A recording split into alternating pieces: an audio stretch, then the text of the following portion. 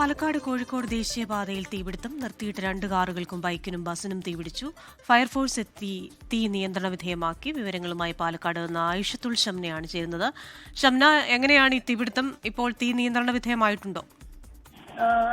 Christina, ഇപ്പോൾ തീ നിയന്ത്രണ വിധേയമാക്കിയിട്ടുണ്ട്. പാലക്കാട് കോഴിക്കോട് ദേശീയപാതയിലെ ആര്യമ്പാവ് KTDSക്ക് പുറകിലുള്ള പോളി മാർക്കറ്റ്. പാലക്കാട് കോഴിക്കോട് ദേശീയപാതയിൽ തീപിടുത്തം. നിർത്തിയിട്ട 2 കാറുകൾക്കും ബൈക്കിനും ബസിനുമാണ് തീപിടിച്ചത്. ഫയർഫോഴ്സ് അവിടെ എത്തി തീ നിയന്ത്രണ വിധേയമാക്കിയിട്ടുണ്ട്. എന്തായാലും ഈ ദൃശ്യങ്ങളിൽ നമുക്ക് കാണാൻ സാധിക്കുന്നത് അഗ്നിശമന സേനാംഗങ്ങൾ അവിടെ എത്തി തീ അണയ്ക്കുന്ന ദൃശ്യമാണ്. അതിൽ ബസ്സുണ്ട്, കാറുകളുണ്ട്, ബൈക്കുമുണ്ട്. ഇത്രയും വാഹനങ്ങൾക്കാണ് തീ പിടിച്ചത്. ഇപ്പോൾ എന്തായാലും തീ നിയന്ത്രണ വിധേയമാക്കിയിട്ടുണ്ടെന്നാണ് നമ്മുടെ റിപ്പോർട്ടർ ഐഷത്തുൽ ഷംന പാലക്കാട് നിന്ന് റിപ്പോർട്ട് ചെയ്യുന്നത്. ലോകത്തെവിടെയായാലും ഏത് സമയത്തും 24 വാർത്തകളും ഓഗ്മെന്റഡ് റിയാലിറ്റി പാക്കേജുകളും എക്സ്പ്ലെയിനറുകളും വിശദമായി കാണാൻ ഞങ്ങളുടെ യൂട്യൂബ് ചാനൽ നിങ്ങൾക്ക് സബ്സ്ക്രൈബ് ചെയ്യാം.